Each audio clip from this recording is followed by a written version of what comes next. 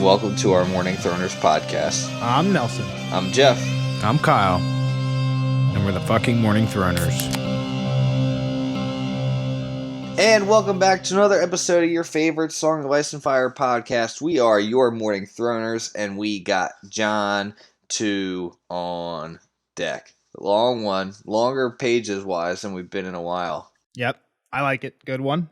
Kyle, thoughts? Good chapter, Kyle. Thoughts? First time reading John 2? I mean, it was kind of slow, man.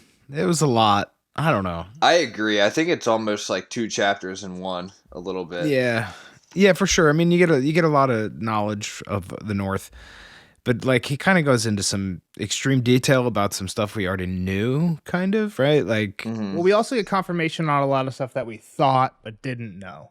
Right, so I'll give the quick recap that I've been doing the past couple of chapters. Basically, it starts off with him riding along with Tormund, observing giants and mammoths, which is one of those things that we've thought were a thing, have heard of, but like other people have said, no, that's not a thing.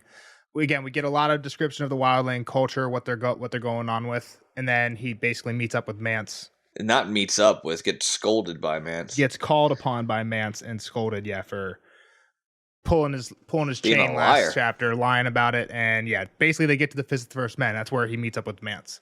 So I think it's cool that we get a wrap up of the Fist of the First Men, which we saw at the prologue, but we didn't really see.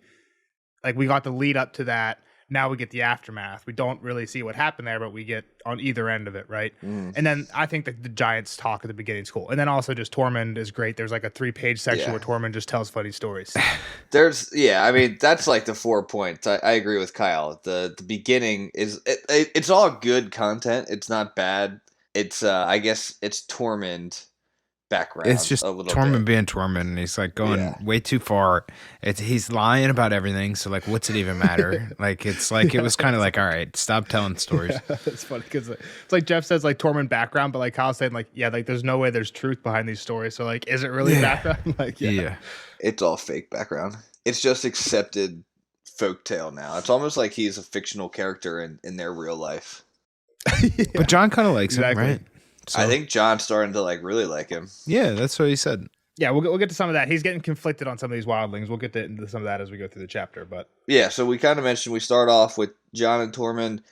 Did they just take him here to? All right, look here are the giants type of thing. Yeah, we don't really know how he got here, but it seems like later on, it seems like he was asking questions, right? Yeah, exactly. Believe us now, and he says that it's a few hour ride from this first part back to when they meet up with the rest of Tormund's group. So yeah, it sounds like I agree with what you're both saying. Like, they were talking about giants. John was like, no, I don't buy it. And then Tormund's like, all right. One day he's just like, all right, I'll show you. Come on. And they just like kind of take a ride. I think later when John's talking about like kind of how their forces are situated, he says that most of the giants and mammoths are at the back of the column. Harmless Dog's heads leading the van. The giants and fire flingers are in the back. So I'm guessing he rode to the back. Well, like, he definitely rode to the back, because then they rode back up to meet Tormund's group. I mean, but then they rode further up to meet Mance's group. Yeah. My other thing is, one point I'm wondering, because at one point John says like they must have, like, the column was so long, the back of it was getting out of the mountains basically, and the front of it we know is already at the Fist of the First Men. Yeah. And I don't have a map ready for you guys. I'll put one in the podcast here, but like, if you look at like the distance from the Frost Fangs to the Fist of the First Men, like if this is literally a column that, and we know there's like we know it's leagues away, men, but that's so far. Like, it just seemed unrealistic to me that they could literally be stretching from the foot of the mountains till there. But that's why I thought that maybe they didn't walk the whole way to the back. I mean, the giants are walking 2 by 2, like next to each other, so they seem pretty slow. And the other thing is John might not know exactly where. Like, if he's not at the back of the column and this thing stretches for miles, he won't know exactly where the back of the column is. So maybe they have been out of the mountain for a week and he just doesn't know because he's not back there. Which is why I thought maybe he wasn't riding the whole way to the back here. But again, it doesn't really matter. He sees giants, which is cool. So Kyle, what did you think about this? Like, when we see the giants, man, they're just fucking like big gorillas. King Kong riding a woolly mammoth. Like, I was a little disappointed, right? Am I crazy by thinking that these guys aren't that big? 10 to 14 feet. Like, 10 to 14 to the point feet. where they're not like stomping on people. Like, well, they're like a gorilla, I think, Nelson. I think John says more. I think at one point he actually says like more bear-like. I think that's because he probably doesn't never know what seen a gorilla is. Yeah. Bear-like gorilla. I mean, you got the long arms, kind of Well, weird they even chest. the way he explains, yeah, it's long arms, short legs, wide ass chest. It's rocky brow, like face. You know, furry. Like they actually yeah. have like fur all over them. I'm thinking like Neanderthal, like a mix between like a Neanderthal and a gorilla, like somewhere along there in our evolutionary history, right? But I'm not saying it's pure gorilla. Like they're obviously big, right? They're basically like saying it's 12 feet, so that's two of, you know, the biggest one would be big. 2 of Nelson and a little bit more. So that's tall. Yeah. But I'm just thinking, like in the show, Nelson, and I'm not gonna linger on it. The giant is 24 feet tall. Like he might be a little. He's probably a little bigger than what they're describing here. Yeah, sure. I mean, I double of what we're hearing. I think. I feel like most of the time the way it's shot, they look huge, but I think there is one shot where you see Tormund and a giant standing next to each other, and I don't think it's that much more than 2 of Tormund's. Okay. So I'd be curious because, like, but I agree with what you're saying that most of the time the way they're depicted in the show, they definitely look way bigger than 14 feet. You would be afraid to get. Like, you could end up underneath a foot almost. Like, that's kind of the... Well, he even says that about the last one. He's like, be careful if you kneel in front of him. Like, he might smash you. Yeah. It's funny because the one giant in the show is Liam Neeson, right? Or, like, depicted to look like... His face does look like Liam Neeson. I never thought that, but I guess you're right. I thought that was like kind of an Easter egg that was supposed to be Liam Neeson. I don't know. So like, I right. think they also made him more human-like than what's being described here. I think these I giants did Google look them super because weird. I wanted to see. I was like, these just sound like gorillas. Like, and I was like, I want to see what they look like. So I just Googled them, and it was like nothing like the description. I was like, oh yeah, this is show. And is there mammoths? There's definitely not a bunch of mammoths. There might be like 1 or 2 mammoths that you see in the show, but like there's not like these are all mounted. They're basically all mounted. Yeah, exactly. So much so that we have mammoths that like wildlings are riding on in like a box. I picture like Jeff's never seen it, but I picture like Lord of the Rings, like elephants, pretty much what we got there. I've seen those elephant things, for sure. And I haven't seen the show or the movie. But yeah, so we do get a mention of, and it gets repeated a couple times during this, is like the Horn of Winter that awoke the giants, and he just kind of thinks about that a couple times. That might be. He also mentions like the folk tales that old Nan used to tell. Like it sounds like the horn was probably a part of the giant tales. Well, it's funny because like old Nan is like what Kyle was expecting for giants, right? Like the huge men who use huge swords and exactly. Live in big stone castles. It's like what you think of when you think of giant. I think it's funny because there's an older one that comes up. It's really weird that they don't wear any clothes too. They're just hairy, like super hairy. They're like a gorilla, man. It's a big or Bigfoot, Sasquatch, right? Like what would you know? Bigfoot's not wearing fucking jeans. What do you get out of here? Yeah, that's true. And they're just like swinging tree trunks around too, which is very different from the show. We'll just leave it at that. So I will say real quick when to what you're saying earlier, Jeff, he mentions this horn a few times, and he mentions like when Jormund blew the horn of winter to wake giants from the earth. Is like I think the quote he says, and I had that in my notes already. This guy Jormund and the horn both. I had him like as a link in my notes, so I went back and I'm just like looking now. Mormont. It just like basically the last chapter, Jon is with Mormont in Clash of Kings before he goes off with Corran. Mormont's basically just going through some other people who had attacked the wall before in the south, and he says there was the Horned Lord Grendel and Gorn, in ancient times Jormund who blew the horn of winter to wake giants from the earth. So basically the same thing, nothing new. But then Jon does say, "Is there a way to put him back to sleep?" Like the anti-blow, you blow it through the opposite end. Yeah, like, so, well, I mean, it's just like once the cat's out of the bag, right?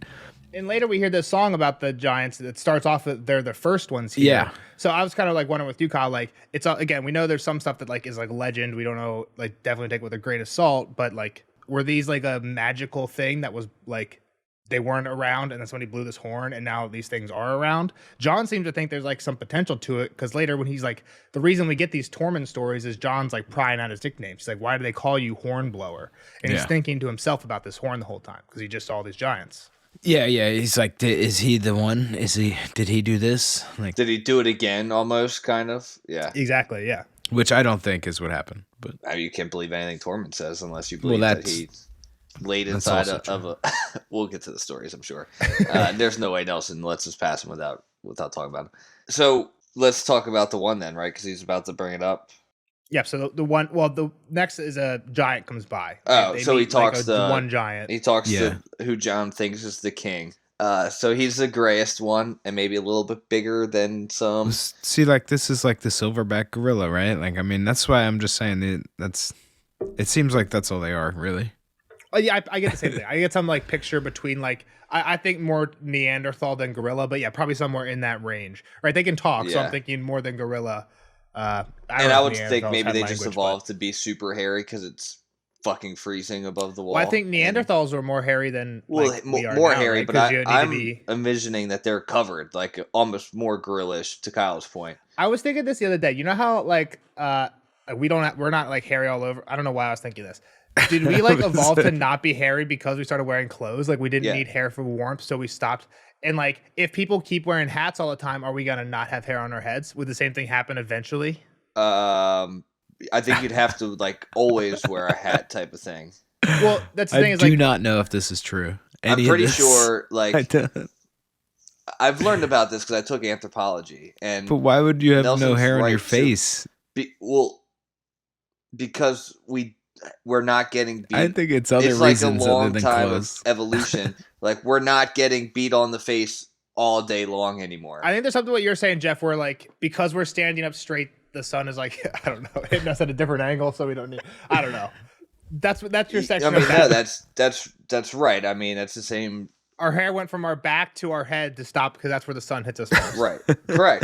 Correct. I think this is maybe borderline or on a very basic level. Correct. No, it's. Well, I mean, again, it's anthropology, so I guess anthropology 101 though is my point. Like we're just scratching the surface. There's a lot of variables probably. It's the same reason like skin pigment way up north is not as dark as skin pigment right at the equator because you don't have as much like sun exposure, so you don't need it. Yeah, right, exactly.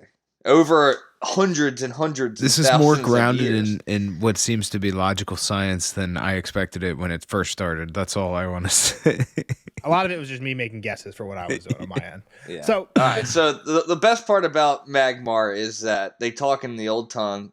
So there's even an older language that we haven't really been mentioned. I think it's the first we ever hear of it, right? Yeah. Yeah. So no one's ever talked about the oldest tongue. We've heard the common tongue. We've heard Valyrian, High Valyrian. Yep. And Tormund knows this language, so he's able to communicate with the giant that we know to be Magmar Tun Doeg.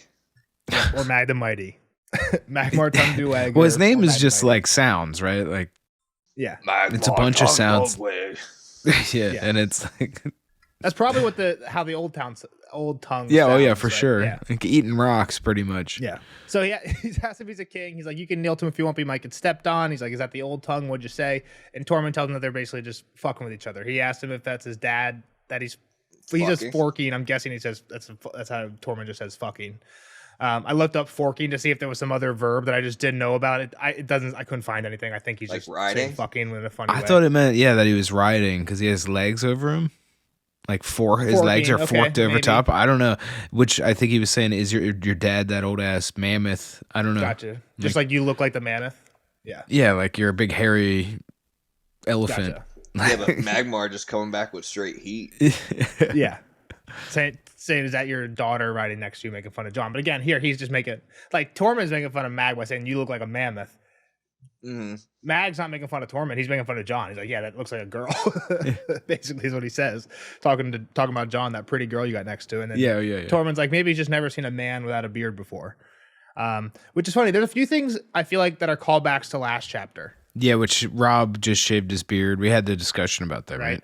And then later, Tormund, and the other thing that kind of brought me back was Tormund when John's like, they're talking about Ygritte. He's like, why don't you just get with Ygritte? Oh, yeah. And he's like, I don't want to wet her. And he's like, do you have to wet every girl you bed? And we're like, well, one guy. And when he's like, isn't that the honorable thing? Yeah. Well, John says, I wouldn't dishonor. She stood up for me. I'm not going to dishonor her. So, like, you can see, like, John and Rob probably think the same. Like, you can see where Rob's head's at. John's about to change his mind, though. It seems. I don't know if he has much of a choice. Yeah. We get into John's trying to, I guess, ask questions while trying to figure out more info about what he's actually there for, but he wants to find out if Tormund actually killed a giant before. Yep. And we get the first story.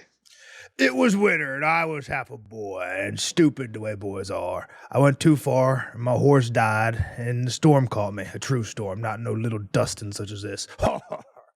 I knew I'd freeze to death before it broke, so I found me a sleeping giant, cut open her belly, and crawled right up inside her. Kept me warm enough, she did, but the stink near did for me. Worst thing was, she woke when the spring come and took me for her babe, sucking me for 3 whole moons before I could get away. There's times I miss the taste of giant's milk, though. If she nursed you, you couldn't have killed her. I never did. But you see, you don't go spreading that about. Tormund Giant's Bane's got a better ring to it than Tormund Giant's Babe, and that's the honest truth of it. Yeah, so he just lived inside of this gaping wound instead, right? Yeah, that didn't kill the giant. Yeah, he just pulled a Han Solo. Yeah, it's like borderline believable though. Han Solo doesn't Luke Skywalker. Yeah. Who do you think cut it open for Luke to stay? Oh, you're right, Han Solo. Yeah, gotcha. He threw him in there, right? Yeah. The Tauntaun. Yeah. The ice one. Yes. Yeah. Okay, we're on the same page. Oh my god. We have been. When you said Han Solo, I thought you were talking about something different then. Gotcha. All right, so back on track.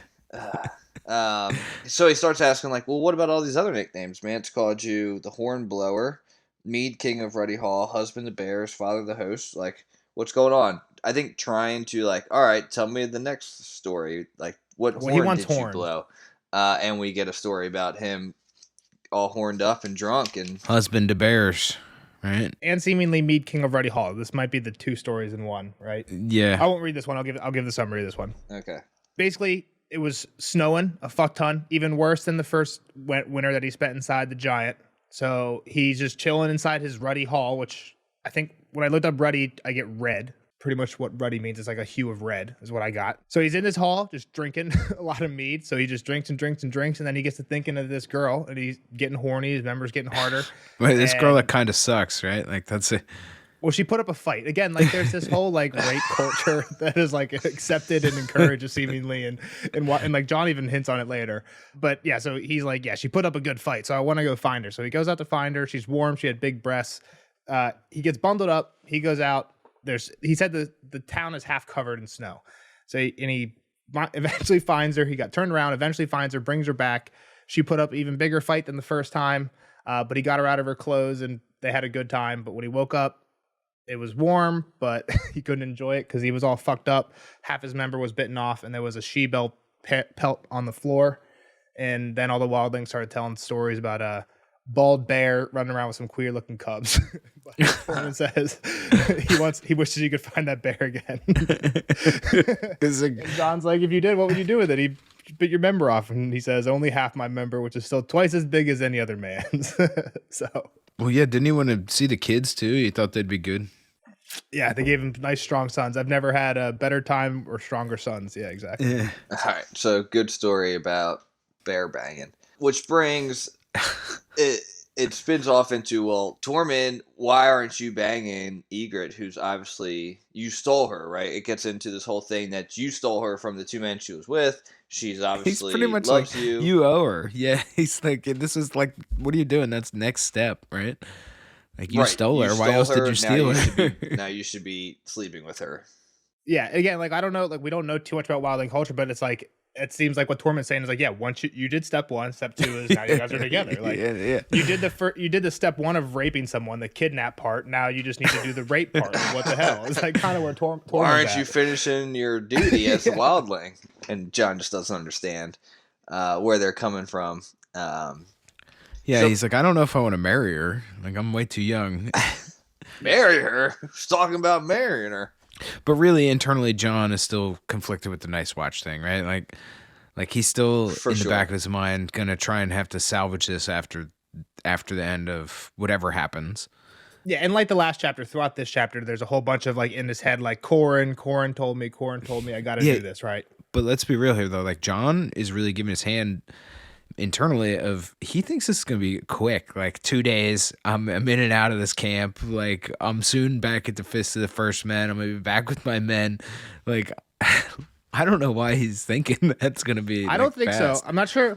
I didn't take it that way. There's a point where he says like, for sure, I would kill Mance if I have to, but I hope it doesn't come to that. He's like, I know we're coming close to the Fist. He's like, Mormont wouldn't have run. He's going to attack. He's gonna fight. Yeah. One day soon, I'll hear the fighting, and then Mance will go to answer the fighting. And if he falls, then the wall's safe. But if not, and that's where Jon thinks, then I got to stick around and figure out a way to kill Mance. That's what I think is going through his head. Because he's like, I don't want to do this. Hopefully I don't have to. Here's a scenario where I don't have to. But if it doesn't go down like that, then it's on me. I can kind of see that point of view. Because I kind of see what you're saying, Kyle. Because when I first started reading that, I was like, so what are you going to do during this? Like, Jon, like if Mormont attacks, are you going to flip? And now that you have like, is that your role? But it doesn't seem like that's what he's thinking. He's thinking I'll lay low. That's kind of where I'm at though. Is like he's like, I can't do this because I'm going to be back to being a brother of the black suit. Like it's pretty much how the whole chapter. Like, cause even when he's talking to Mance, he's like, I can't rat on my dudes. Like I'm gonna be right next to him again next week. Like, yeah. I can't. Like, I don't know about man, how you're quick. Here. I don't you're know deep. If he's on that quick of a timeline, but he is like, I'm gonna be back there soon if I live. And he's kept his black cloak, so like it's underneath his harness. So along the cloak thing, what's interesting? What kind of cloak does he get? Do you guys know? Sheepskin. Sheepskin. And Jon, he's a bastard, but he's from House Stark, so he's literally a wolf in sheep's clothing right now, as he is like the turn cloak among the myths. Right? Like, yeah. So nice. I don't know if that's on purpose, but people have pointed that out in the fandom that Jon like is pretty much playing the role of wolf in sheep's clothing here, and he is symbolically a wolf in sheep's clothing. Yeah, that's pretty cool. So there's some Ygritte info here. We learned that her and Longspear left Rattleshirt's company to join Tormund's band. Ygritte has been wanting Jon, like snuggling up close, is always there at the end of the nights.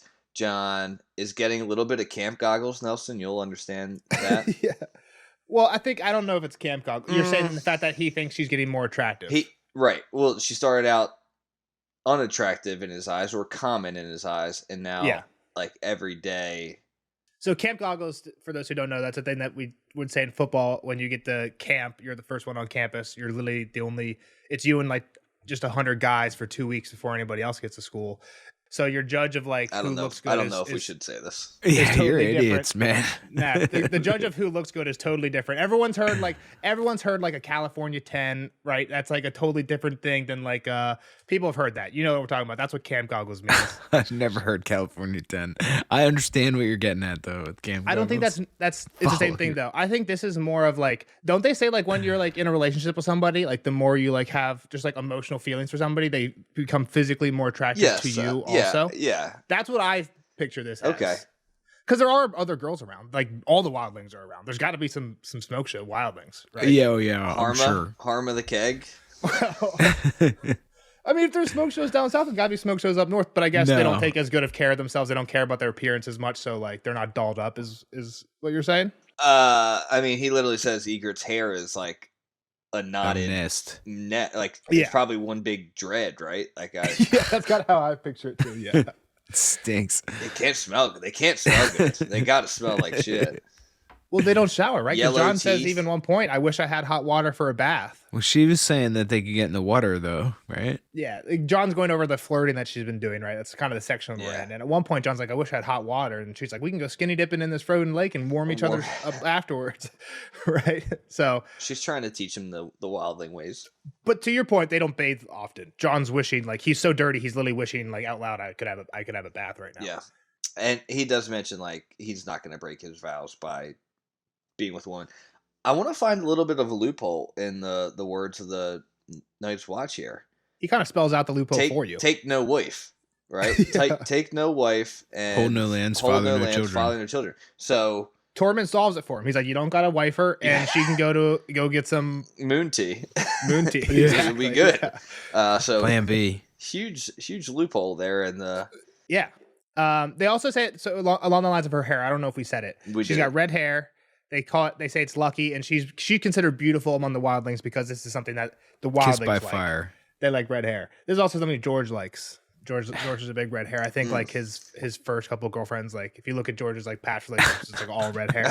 so like people read into that a little bit of George coming through in the books. Yeah. Okay. I mean, all like Sansa and Catelyn, like all the Starks, kind of like the Catelyn side of the Starks. I always forget Catelyn. Bran. Yeah, Rob Bran. It's funny what excuse Jon then uses to not be sleeping with her is he thinks he's too young to wed. And he's like, "What do you mean? What are you talking about? Who's talking about a wedding?" We talked enough about that, but Yeah. that was his trying to get out of it. And then it's the whole bastard talk. Is she? I can't dishonor her with putting a bastard in her.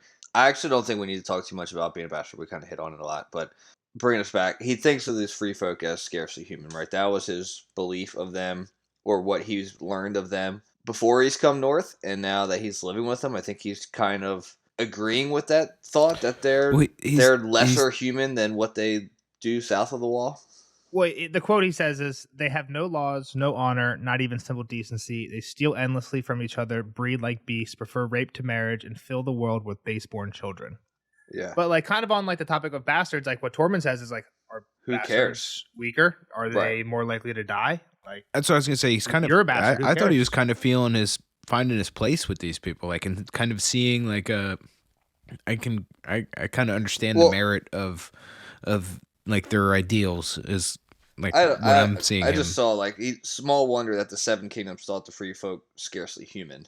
Like, so that's the belief that he's had, and I think he's seeing that, even though he's understanding that that's just how they've always lived. So it's just their culture as wildlings. This is what they do. They do everything Nelson just listed off. But yeah, exactly. That quote I read is right after the quote you just read. Right, the scarcely human leads into that next quote. Right. So yeah, but I think to your point, Kyle, like I disagree. I think he has problems with all their customs, like the rape instead of marriage. I don't think he likes any of that. But he likes the people.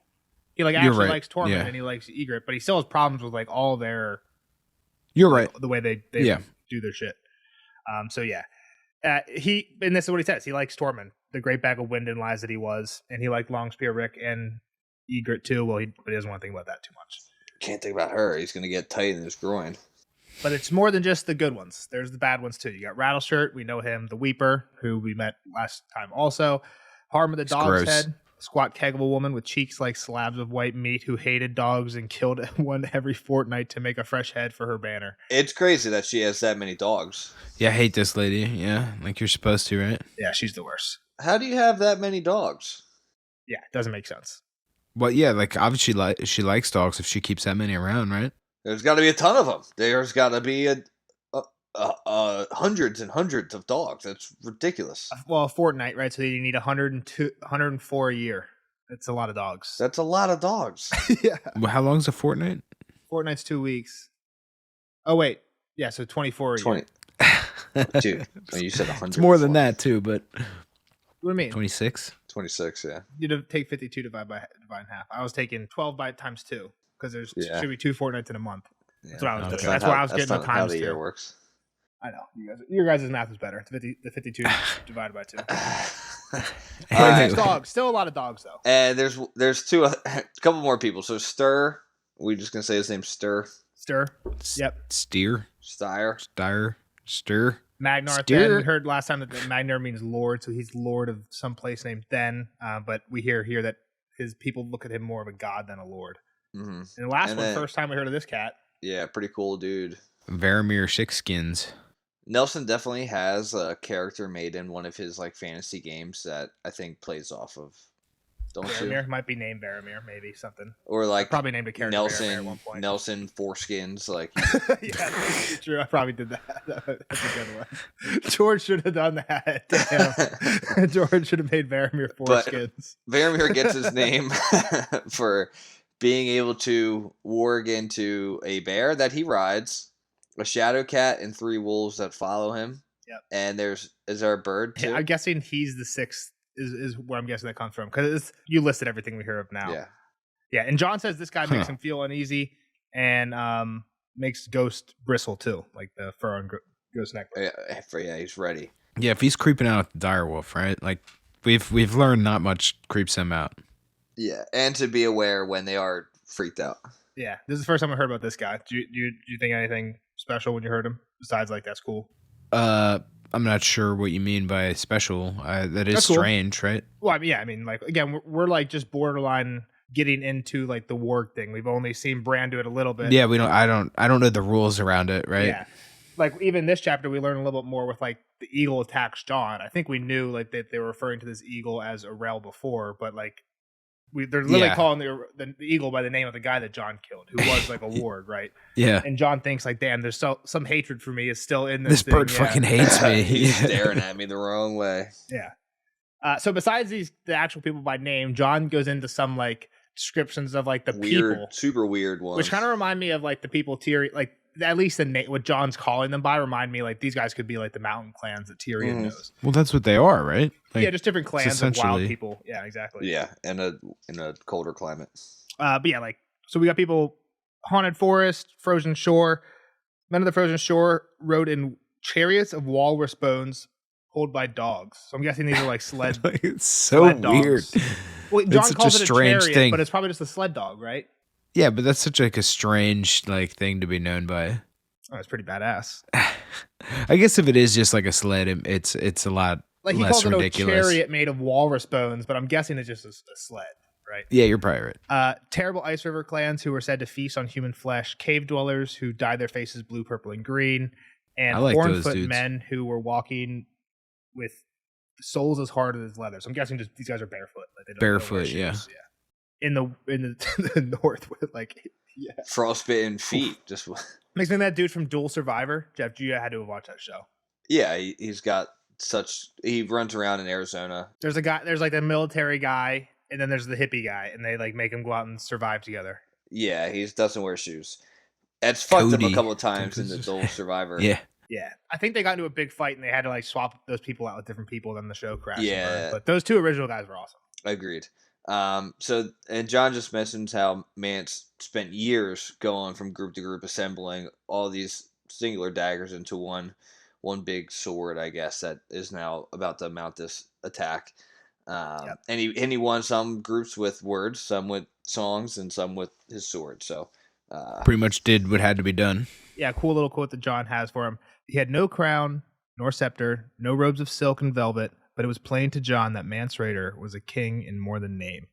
Which is just funny because like you compare that to like Joffrey, right? Who couldn't get 5 people to agree on something at dinner, right? And here we got Mance, who literally assembled this ridiculous crew of everybody. Joffrey has all that shit. He's got the silks, he's got the velvets, he's got the crown, he's probably got some stupid scepter. And he's the one that's like the king of the 7 kingdoms. Then we got Mance. Yeah, who's wearing a fucking black robe that was stitched together with silk. You know what I mean? Like, just being an actual king. Whether you agree with all their customs or not, he's like doing what a king should do and uniting all the people, right? Seemingly looking out for all his people. It's pretty. Yeah, that's the outward vision, right? And then he is pretty a big hard ass on John, right? Like, well, again, this is kind of one of the things where it's like it's for the story. There's no way John's alive. Like, if you get to the Fist of First Men and you realize that John lied to you, you just fucking kill him. There's 100,000 people. You don't need him. what did John say again? John said they had more people, right? No, he said they had way less. He said Maester Mormont sent me to the shadow, sent me to Corin for seasoning, and it was like 15 it was just of us. like us 7 are out there Exactly, or so. Okay. And then they found 100, 200, almost 200 horses. Like, you're a fucking liar. Exactly. What the fuck, bro? Yeah, he'd probably be So, dead. like, just at this point, kill him. Like, you don't need him anymore. And I was thinking that because Let's I not haven't get read too this far chapter. ahead. Let's get there. So at this point, he remembers Corin's words of like, live amongst them, figure out what they're doing here. We've talked about that a bunch. We've talked about how he planned on killing Mance in order to save the realm, and then we come up on like how they're walking. We've even mentioned this. They're walking through the Milkwater at a very slow pace. He's coming up on the haunted forest, and he knows that the Fist of the First Men is going to be there soon, ready for the old bear to attack. This is all review, right? We've hit on all this already. He does confirm the old bear's attack plans, right? Yeah, again, he never knew them, but John's on the same page. Right. Yeah, They're on the exact same page. Yeah. He's gonna attack in the middle, you know. He's not running. Yeah. Yeah. He's on horse, or most of them are on horse. These guys are mostly unhorsed, so he's gonna go through them like butter. Yeah, shred them. They're very spread out. Even like the warriors, right? You got Harmos leading the van, Rattleshirt somewhere, like just moving the flow along, right? They're kind of like a third is in the front and back, a third's in the middle with Mance around all the supplies, and then the other third is like Tormund and Rattleshirt, who are basically just trying to keep everybody moving and like doing the scouting and foraging for food and that kind of shit. The one thing cool that I think at one point John thinks like the Starks have defended the realms for 8,000 years from raiders and this type of stuff. Like, and I'm not a Stark, but the same blood is in my veins. I got to do it too. And he also thinks Bran and Rickon are still at Winterfell. Maester Lewin, Sir Roderick, Old Nan, Farland, Micken, all these people that we know are not at Winterfell. They're all fucking dead, or Bran and Rickon are on the run. But John's like, I got to do it for them. And we're like, it's one of those like ironic things. As the reader, you're like, okay, it's still a good They're not thing there in your anymore. mind, Yeah, but they're Micken's not at his forge, you know. Yeah, and exactly. Gage Like, oh, is man. making food at his ovens. Yeah, like no. Not quite. No. And if John must slay a man he half admired and almost liked to save them from the mercies of Rattleshirt and Harma Dogshead and earless Magnarth, then that is what he meant to do. So I think that's just a cool quote of like when he's like, yeah, I kind of admire Mance and I respect that he is like a good leader, but I'm not going to let him, like I know his end goal and his end goal is not what I want. So he's got to go. So they make it back to Tormund's band now, and Egret immediately comes up to John, and they talk about the giants again. Like, oh, told you they were there.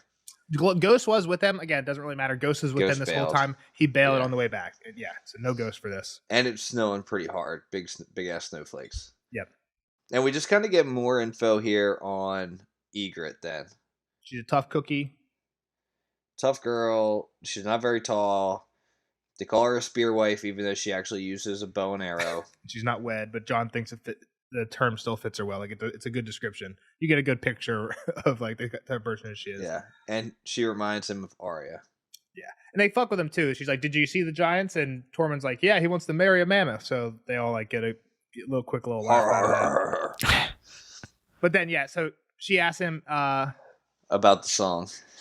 Yep, she asks him if he knows the song "The Last of the Giants," and she doesn't wait for an answer. She says you need a deep voice to do it, but then she goes into it anyway. Oh, I am the last of the giants. My people are gone from the earth. The last of the great mountain giants who ruled all the world at my birth. Oh, the small folk have stolen my forests. They've stolen my rivers and hills. And they've built a great wall through my valleys. And fished all the fish from my rills. In stone halls they burn their great fires. In stone halls they forge their sharp spears. Whilst I walk alone in the mountains, with no true companion but tears. They hunt me with dogs in the daylight. They hunt me with torches by night. For these men who are small can never stand tall, whilst giants still walk in the light. Oh, I am the last of the giants. So learn well the words of my song. For when I am gone, the singing will fade, and the silence shall last long and long. And this goes right into Egret. John looks at Egret, and she's crying. Yep. Kind of weird. I don't know. I like this song. I think we'll talk about it. Cry worthy? So yeah, let's talk about this back and forth real quick before we get into the song. John's like, "Why are you crying? I just saw hundreds of them." And she just says, "Hundreds? You know nothing, Jon Snow." Oh, you, John. So okay, what's the deal with this song? So maybe there was thousands of them, hundreds of thousands of them. There used to be way more. Is what the idea is, right? Sure. You've seen just the tiniest little piece, like of what's left, and man has done it. Is what it sounds like, right?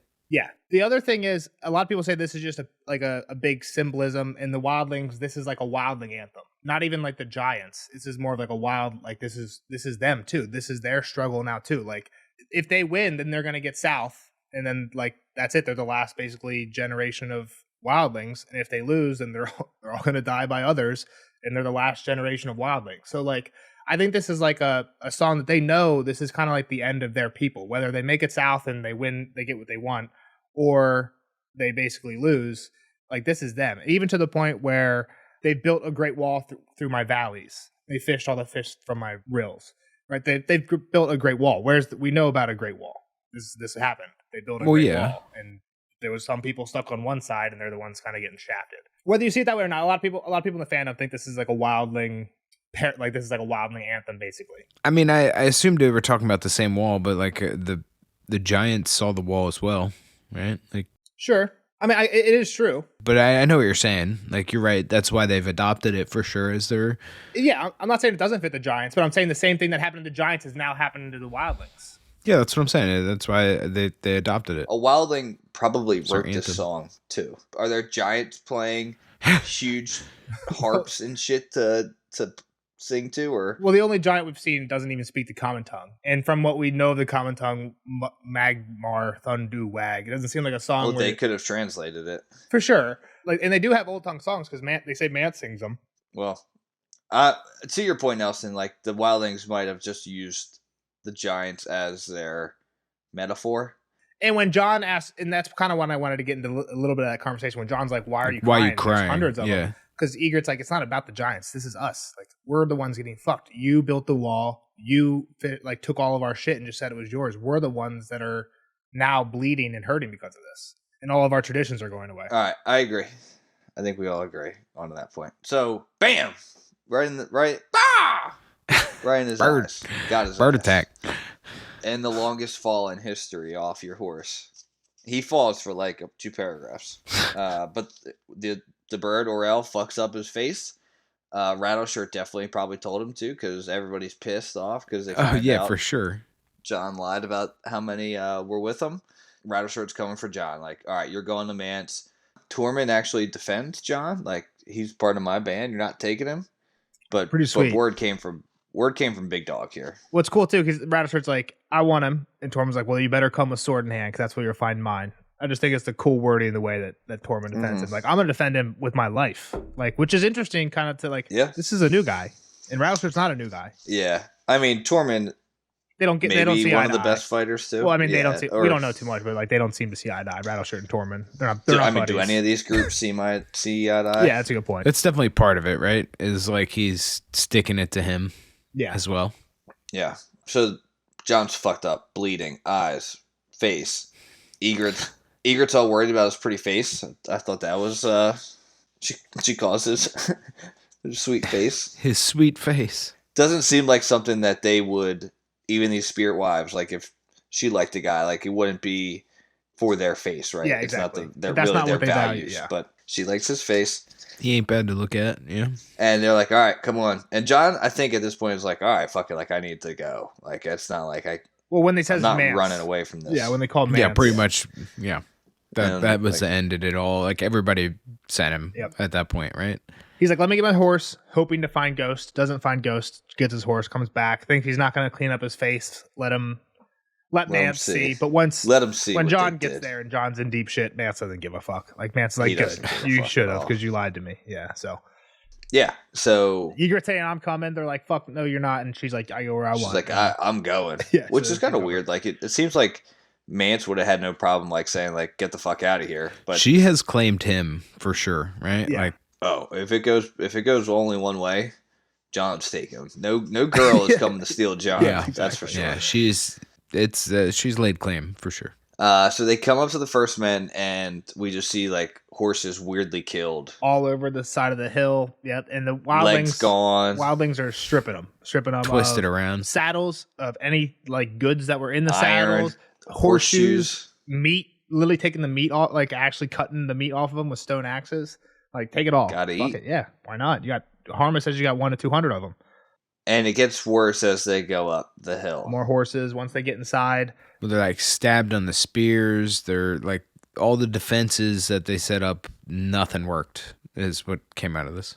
And he just notices the one time that they were escape. They were trying to Escape, not right? get in. Exactly. Nothing was on this horse. It was like running in terror. Well, which I mean, combine that with the whole Chet chapter, right? Like the end of that was 3 blasts. You thought it was going to be time to attack the wildlings, but it was the others Exactly. coming in, right? And then he pisses himself. Yep.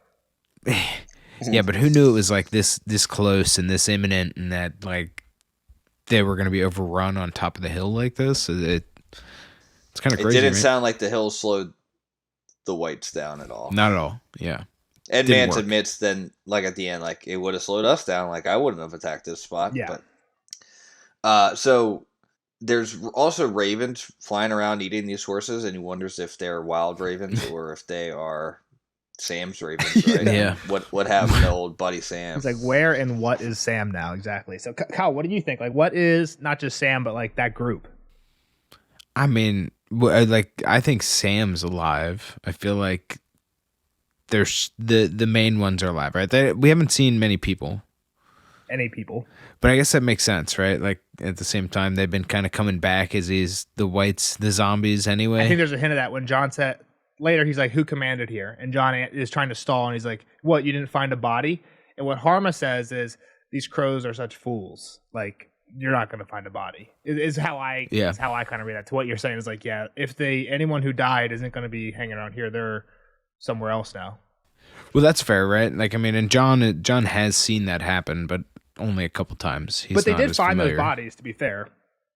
Like they found the only whites we've seen so far, right? They found the bodies, brought them back to Castle Black, and that's when they kind of woke up. Oh yeah, true. Yeah, it took a while. Yeah, those first couple. It's a good way to put it. Good way to think of it. All right, so we come in to Mance's den, tent. I guess it was. Well, he's outside Mormont's tent, right? Yeah. Well, I don't think I ever actually answered your question though. I think a lot of them are probably dead. I don't know that they're all dead. Okay. Well, I mean, if you said Sam's alive, they can't all be. Yeah, dead. I feel like some of the big ones are going to be alive still. Okay. The bear might still be around. Who knows? Okay. Plot armor, true, real thing in Kyle's eyes. So yeah, when they get to Mance, the other interesting thing about Mance is he's wearing his cloak, but he's also got this like helmet with raven feathers coming out of his temples, so like they're coming forward. Yeah, almost Loki-ish. Raven wings. They're not just feathers. That's wings. what I meant. Like I feel like helmets like that are bad, right? Like you don't want a helmet like that. Like a sword. View. Well, a sword just gets caught on it and then just takes you. Like you want a helmet that a sword's gonna glance off of, not like get caught in a feather and like you know what I mean? Like your neck's getting broken. Yeah, like, break your neck. Exactly. I think you made a great point. Well, I mean, they wear those in tournaments, but those are like jousting tournaments, like the antlered helms and shit like that. Is normally. I mean, is he wearing it right now because he's like, I need to be? I mean, I guess he's dressed for battle type thing. Yeah, Wildlings don't seem like one for ceremony to me, but it's also a fantasy book, so you got to splurge a little bit. Yeah. Rattleshirt's got a giant helmet, giant skull helmet. Yeah, probably not very practical. That one. But. Yeah, there's no way that has good vision. I guess if it's or does it fit securely on his head? Or stopping steel, but it might stop like stone enough if you're fighting other Wildlings. But yeah, it might stop steel. Think so? I still think it is. Maybe once. Yeah, maybe once. Mance asks what happened to his face, and immediately Egret talks for him. Yeah, blames Arel. And he's like, did he lose his tongue? Can he, like, maybe that's a good thing, because all he's been using it for is to lie to us. Uh-oh, there's a lie. What is it? And we talked about it. It's not, he lied about the amount of crows that came with him, and Mance is pissed, right? He is pissed. Oh, yeah. He's walking towards him, and John's like, all right, now's the time to kill him. Yeah. They're talking about poking his eye out, right? Yeah, at one point, John's like, my lord, what? He's like, I am not your lord. And what is plain enough? Your brothers died. The question is, how many? So man's like, give me what I fucking want to know now. And John says, there was 300 of us. Mance is like, us? Before that, he's about to pull his bastard sword out, and he's like, put your fucking hand down before I beat you like a stepchild. yeah, he's like, if you go for that sword, your head's gonna be off before it clears the scabbard. Don't try it. Yeah. And then we get into the us part of it all, which red flag? Not a red flag? 100% red flag. He's like, yeah, there are 300 of us. I mean, it kind of makes sense. You could see somebody saying that if he's not like still with them, but we know he's like still like at heart he is still with them. So yeah, you don't want to be saying that. Like there was 300. Yeah, it was a bad one. But at the same time, like it wasn't. I don't know. Like they were still us, right? Yeah, at like the time we were us. there. Yeah, at the time it was us. I don't know. And kind of to what Egret says later, like you can't fault a man for lying to save those who were his brothers.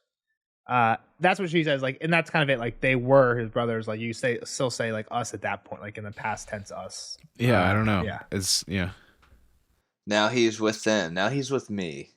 Like, oh, okay, you guys are together. Yep. Sharing your sleep sack. So Great. So John gives a number. Mance is like, okay, that sounds more right, like based on what we know. He asks on Harma what they found. 100 horses, or 100 to 200 horses, right? Mm. He's like, who commanded? And he's like, he didn't have some guesses. Jeremy Riker, Thorin Smallwood, not Sir Otten Withers, he's too old. And this is where John's like, you didn't find the bodies. Like, you better not fucking answer me. Well, Harmon's like, what fools crows can be, and Man's like, you better not answer me with a question, boy. Like, who the fuck? That was fired up. That was fired up, Mance, right there. Yeah, I think that's when like he goes for, he's gonna go for sword, and John's like, fuck, it was Mormont. Okay, yeah, it was Mormont. Yeah. And Harma's tone makes it seem like she doesn't believe, but she's like, well, then who's at Castle Black? And John, I think John's next answer is quick. Partially because he doesn't hesitate at all, and because he knows that they don't believe him. Like, Harma doesn't believe that that's so to be okay. They're not going to buy if I matters too. Yeah. So Bowen Marsh and Mance is like, fuck, we won. Man, that dude knows how to count swords but not use them. Let's get going. Yeah. He's like, yeah, Mormont got this place ready for, and Mance is like, oh, what, for me? It's like, yeah, I probably would have lost 5 men for every one I killed. But even then, like. 3 times 5, like, yeah, you're still it's not even a dent in his army. You have the elders and the children, like, but that's not what Mormont was planning. Mormont was planning to attack, not wait and defend. Sure. Yeah. But either way, if they had to defend, it would have been a pretty good spot to defend. Yeah. Which is why they were up there. Yeah. And John's mentioned it a couple times that all they had to do was kill Mance. If they kill Mance, it separates this whole unity of wildlings, and they'll kind of all scatter to bits. But cut the head off the snake, right? Yeah. So Mance has an interesting quote here. So what he says to John is, "But when the dead walk, walls and stakes and swords mean nothing. You cannot fight the dead, Jon Snow. No man knows that half so well as me." He gazed up at the darkening sky and said, "The crows may have helped us more than we know. I'd wondered why we suffered no attacks, but there's still 100 leagues to go, and the cold is rising." So, like, what the fuck has Mance been through? You know what I mean? Like, what led him to want to gather all these people together? Right? To me, like, there's something encounter that makes right. That makes let's just think about Mance as he was, crow fallen, like, was doing okay, probably as like a solo wildling, right? Just doing the wildling way. Yeah. And now he's just leading a crusade to unite the entirety of the. And the sentence, "You cannot fight the dead, Jon Snow. No man knows that half so well as me," just says, like, I've been through some shit. I've been in encounters with them more than anybody, pretty much. Yeah, you can't fight them. That's why we're going south. Yeah. So I just kind of, I honestly don't know. I want to know, like, what Mance's, like, what is his history? How do we know? How do we find out? Exactly. Yeah. So it sounds like they're about to just like, all right, cool. Like, let's keep going for the wall. We might actually win this thing. And then Rattlesnake's like, wait, I'm going to kill this guy. He takes precautions for the whites first. Varamir, send your wolves after them, which is interesting, right? Because, like, let's think, like, long term now, right? I'm even into books that aren't written. We know people who have wolf connections, like Varamir, and theoretically these whites are going to be a big threat. That might be useful in the long term, right? Having scouts that you can. Whether it's Arya, whether it's Bran, whether it's Jon, whether it's one of these people who we know has, like, a connection with wolves, if they can tap into that to be able to deal with a big time enemy. We'll see if Varamir's wolves are able to do anything. Maybe it's a fail to send them out. Exactly, but again, Mance seems to, like, he knows what he's doing. I think it's interesting that, like, if you could use a wolf to track this thing, and then you have, like, skin changers, that's a huge plus. You know what I mean? They seem like an army that you can't track. Like, I don't know if we know this, but, like, do they leave footprints and that type of shit? For sure, but, like, you got to, like, transport the human body. If you're on the move, someone's got to carry the human body while it's skinning. I don't know what you mean. It's not like Bran's walking when he's in summer. He's gotcha. Laying there. Gotcha. Yeah. So what are you trying to say, Nelson? He tells Varamir to send his wolves sniffing after the whites. I don't want to be taken unaware. I'm just saying, like, to me, like, the whites are something like you cannot track. You don't know when they're coming. They just, like, again, I don't know if we ever hear this, but in my mind, like, they don't leave footprints. They're silent. Like, they're just there, and then they're gone, right? That's crazy. Yeah, I don't know. I would assume they'd be around, right? Like, they're zombies. Well, maybe my only thought of that is from the first ever. We told you in the prologue, like, we don't really get a lot of information about these guys throughout the books, but, like, in the prologue, Will's, like, they're tracking these group of wildlings, right? And they find them dead, and, like, they get snuck up on by, like, he says they didn't. I think he says something like, "We didn't hear them coming. All that happened was it got really cold." Like, that's what announced their presence. So again, maybe I'm just, like, in my head, but they came from somewhere. 100%. They didn't just appear. 100%. But in my mind, like, there's no human way for me to, like, go track them. right? I wouldn't be able to follow. That's why they have footsteps wolves. exactly. So I'm saying it's cool that we know of characters. If the wolves can do it, Okay. I don't know if we know the wolves can do like it. say in Winds of Winter, right? Like when or Dream of Spring, when the whites are a bigger problem, like the main problem or something like that, right? It might be interesting that we have characters that have the abilities like Varamir. Well, we'll figure it out But when what I we would say, get though, 2 books away. What I would say, though, is that it's not just the wolves, because the next thing he says is Rattleshirt, double your patrols. So, I mean, they just anybody can see these things. Well, what's the next thing he says besides double your patrols? Because again, we're learning about the whites here is what I think is interesting. I don't know what he says. And make sure everyone Make has certain every flint man and has torch. torch and flint. Yeah. So, and we know, Fire. right? We know John killed one with. Yeah, with fire. So again, yeah. this is like Mance seems to me to know some shit. Like he's Yeah, using for sure. fire. It gives credence to the wolves thing. So again, I don't know. It's not a huge point. I just thought it was interesting. Okay. So Rattleshirt wants to kill John. Yep. And Eager's like, "You ain't touching my man. We're together now. He's not a crow. He's with me. We bang All the time. She's just vouching for him every night." And I think they kind of laugh at him, right? Too. Do they laugh at him here too? Well, yeah, John's freaking out. He's like, I wear the cloak you gave me, your grace. Like I'm a sheep. Don't kill me, don't kill me. Yeah, exactly. And then he's like, it's easy to lose your way. Forgive me, and then he lies. Like it hurts him so much to lie. But he lied before. I said this last time. Like he kind of already lied. But I think what we argued last time. Again, we retreading some ground here, but when he says like, "Oh, Mormont sent me to the half hand for seasoning," I think one of you guys in the last chapter argued like that's not really a lie. Technically, it's still true. He just like wasn't giving the whole story. Yeah, that was a stretch. Yeah, that's kind of what this one was too, right? The lie also benefited the watch, so it's not like he was turning on the watch, right? So this lie, I guess, again, loophole doesn't actually, and he didn't do anything. Point, it's a lie about lying. He's lying about lying right now. Well, now he knows somebody's gonna have to see it happen, though. Yeah, at the point he's conflicted because he is lying. Later on, she gives him the loophole, like, "Oh, we just didn't say exactly when we started, right? That's the loophole." But at this point, that's why there's such a conflict. Which means we have this to is start. The first like real lie he's told. Yeah. So he gives him commands. What's John doing next? All right, we'll keep you 2 lovebirds together. But they're going over the wall, Stir right? And Jarl. And you're going up and over. Up and over. Stir's not happy about it, but he's like, "What am I going to do with him?" Yeah. Well, use his knowledge of the wall, you idiot. Yeah, yeah, like he knows Castle Black better than anybody here. Like, utilize this guy if he's gonna want to be on our side. He's gonna have some use. Use him to the best of his ability. What if his heart's still black? Cut his freaking heart out if he's not good. So fuck that guy. So all right, time to leave. And Rattleshirt comes up to Eager like, "Yo, watch your man." And Ghost is there, ready for it all. They're about to fight. That's pretty much it. Yeah, he's like, "Watch your man." He's like, "Oh, I'll watch myself." And then he's like, "Well, your wolf ain't gonna help you here, huh?"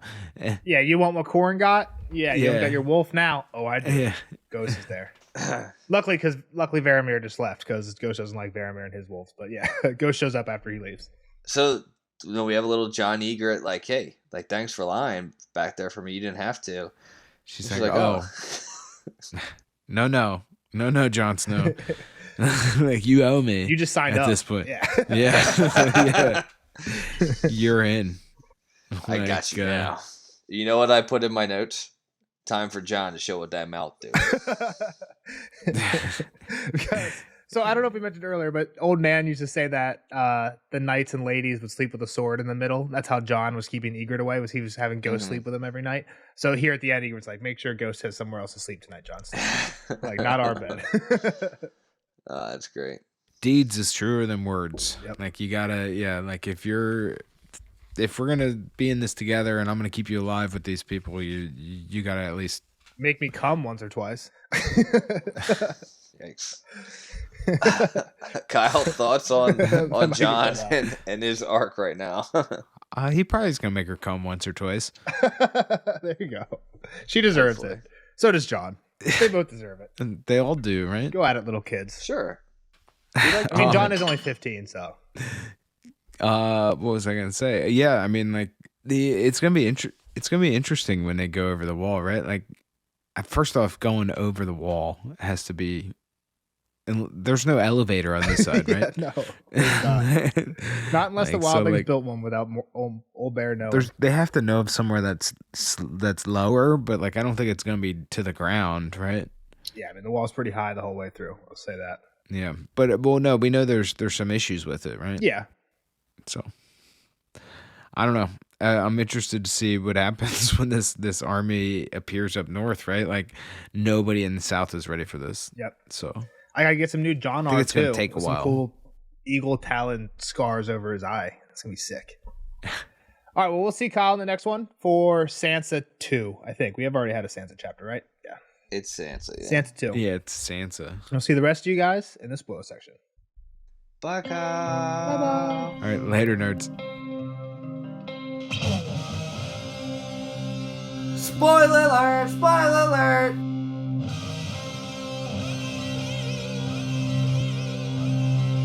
Spoiler alert! Spoiler alert! Bye, Kyle. Bye, Kyle. See you on the next one. Now, on to the spoiler section for John 2. Good chapter, but I don't actually want too many spoilers, Jeff. What you got? Yeah, I mean, I just want to kind of talk a little bit about what I said about Vagmir Sixskins, right? Because I think that is a good one. We end up knowing that he can warg while being himself still, right? Like, isn't he weird. Currently warging all of these animals that are following him? It's weird. He definitely has some sort of like control over them. I want to say this because I just mentioned. I just want to back it up because I like the Kyle was like, oh, if you're warging, you're in Bran sleep mode type thing. Yeah. And so I see where you're coming from, but the only thing I remember about that is there's a point where he's warged because we get so the thing is we get a Varamir Sixskins chapter. He's the prologue of Dance of Dragons. And does he die? He dies at the end, yeah. And in that prologue, there's a part where he's warged into one of his wolves and he's running down like a hill. But the way he's talking or the way the chapter reads, it seems like he's in one wolf, but he's controlling the other two as well. Like he can make them attack or dive off. But I don't know if we ever get the idea that he has any type of control like that. Without his body going in the sleep mode? So he might go in the sleep mode? I mean, to the point... there is the point that he's riding this bear. Like he rides this bear. Like that's his. Like he rides like a horse. Right. So he's controlling this bear while he's controlling every step he takes, or while it's just like he's docile and tamed. It's hard to tell, but yeah, there's something going on there. Yeah, I just didn't want anybody to come at me like, "Oh, you're an idiot. He controls all of them at the same time." Gotcha. The horn, I guess. Do we talk about anything? So people always talk about the horn as bringing the wall down, but so far we've only heard it twice, and both times it's mentioned it's to wake giants from the earth. Yeah. Nothing to do with bringing a wall down. Well, you could assume that. Also, later, man shows John a horn and claims that he has found this horn. Yeah, but he claims that the horn. Sam also has a horn, right? Sam has a broken horn. Exactly. People think that might be the horn of Jormungand. Exactly. Tormund's a goat. Tormund's just a man. We also didn't mention it, but Tormund's got some children. John mentions a few of Tormund's children at one point here. Two sons and a daughter. Yeah. The only spoiler I had that I actually took down was there was a quote that, again, I don't know, I didn't have any meaning for it when I wrote it down, but it just stuck out to me. Ghost departed along the way, melting into the forest at the scent of prey. The dire wolf would return when they made camp for the night. By dawn at the latest. Dawn. I hear it for sure. I don't. Ghost will always appear at dawn. I don't. Well, the dire wolf would return when they made camp for the night. You could take that for like the long night too. Like Ghost will come back for the long night. It's weird because Ghost does go away. Like John and Ghost are separated. What I was gonna say about this encounter was that Ghost isn't there to like jump out of the air and tackle this raven. He didn't sense the danger that John was about to. That's true. Well, the only thing I thought about that was like, why is George mentioning like Ghost is here, then he leaves, then he comes back? I thought it was because John mentions that Ghost doesn't like being around Varamir, and John eventually is around Varamir before Ghost shows back up. I thought that's what it was, but that's a good point too. Like, what the fuck? You could have been at least there when Arel hung out and then fucked off and then use your weird back. thing. Wait, so I actually have a couple different things we want to talk about here. There's ravens feeding on these horses, spying in on. There's two trains of thought here. Whose ravens are there? why does he have a Raven helmet? That's fucking weird. Yeah, it is weird, right? Is he working with Three-Eyed Raven? Is that where you're? How did and to just continue the conversation we had with Kyle? Even he's seen crazy shit, right? He's fought the undead. How did he survive? Like, how would he have survived? I mean, I was 100% honest when I was talking with Kyle. Like, I want to know more about Mance's backstory. Like, Sure, he's right. definitely We don't been know through some shit. So, but he's got this Raven's helmet. Which Where does is he even like, get that? What the fuck? Right. It's cool. I mean, we know there's Raven symbolism. Is there anything of him being a three-eyed Raven guy? I in terms of theories, I'm not sure. There's a bunch of Mance theories. The biggest one I think is the Rhaegar one, right? That's like the Mance's Rhaegar thing. I don't know if there's any evidence to that in this chapter. I wasn't really looking out for it. Sam, in the Sam chapter, we're going to get in a few. He does get a few ravens off, but then eventually, I think he does, like, the thing tips over and they all get away. But he gets some off, like to Castle Black with notes on them. But my question is, like, wouldn't these ravens all go to where they're trained anyway, to go to? Exactly. Like, why would any of the ravens hang around? It's not like they only go to Castle Black if there's a note on their leg, or maybe it is. I don't know. I don't know about how, like, messenger birds work, but, like, I would assume that just, like, as soon as they're out of a cage, they know how to go to one place. I'll go to my next cage. Well, you go to one place. You don't hang around on the horses. Right. I mean, maybe if there's just food all around. I was thinking more of it being three-eyed ravens than wild ravens or Night's Watch ravens. Like, all right, this motherfucker's spying on some people. Well, what's funny, I think the thing that would have given the hint that they could have been Night's Watch ravens is Sam taught them to say John. Yeah. Or maybe Snow. Okay. Sam, the ravens that John was at, when John and Sam were both together at the Fist of the First Men, there's ravens that were saying snow, snow, snow, and John says, like, why are they saying that or something like that? And he's like, oh, I taught him to say it. And he's like, snow is a bad enough thing anyway, like, we don't want that. And he's like, yeah, but it's your name. There's something like that, right? Mm-hmm. So I think if one of these ravens would have said snow or something, then that would have been a dead giveaway that they're Night's Watch ravens. The fact that they don't maybe gives more hint that they are three-eyed ravens. But yeah. All right. Yeah, I don't have. Yeah, I don't have a lot for this chapter. I mean, we meet a bunch of new wildlings, but again, we'll get more into them now later. They go over the wall. Kyle was actually right when he said they're going to find a spot that's lower. They don't really find a spot that's lower, but they find a spot where technically it's lower. The height from the ground is like basically where hills and stuff happened. Right. They didn't just, like, make the wall higher to match the hill. They just made, like, the walls flat on top. Exactly. So if you find a hill, I remember they go through. Don't they, like, climb a tree to get to the wall? They might even do that too. Exactly. Yeah. I think Jarl falls and dies, which is why because Jarl's Val's boyfriend. Right, I think when we first meet Jarl, he's like, "Oh, this is Jarl, Val's pet," and she's like, "I'm no man's pet," or something like that. It's like how that first interaction goes. Pretty sure Jarl's the one that dies because Val's single and ready to mingle when she gets to Castle Black. So Jarl dies either falling from the wall. She's ready to be restolen. Yeah, I mean, I guess he could make it over the wall because pretty much everybody there who makes it over the wall dies anyway at the attack on Castle Black because they're attacking from the south. A lot of the wildlings on the north side live, but pretty much everybody on the south side should have died. So. Yeah, either way, Jarl dies. Doesn't really matter. All right. But yeah, that's it. We don't got to linger on this one. We go. We'll see you guys in the next one. End of season 2 of the show then, when they hit the top of the wall? Season 3, maybe? There's got to be season 4? There's got to be early season 3. Isn't that like one of the last scenes of a season? Maybe not. Maybe because we even got to, like, Red Wedding, unless they cut it in half. Well, I'm pretty sure season 4 ends with the Mountain and the Viper is episode 8 of season 4, and then the big battle at the wall is episode 9 of season 4. So maybe the end of season 3 is them cresting the wall. That could happen. I could see that because they do. I just remember it being like a big ass scene of, like, them awesome two looking south. Yeah. All right, let's get off. All right, we'll see you guys in the next one for Sansa 2. Thanks for listening. Give us a like, subscribe. Bye.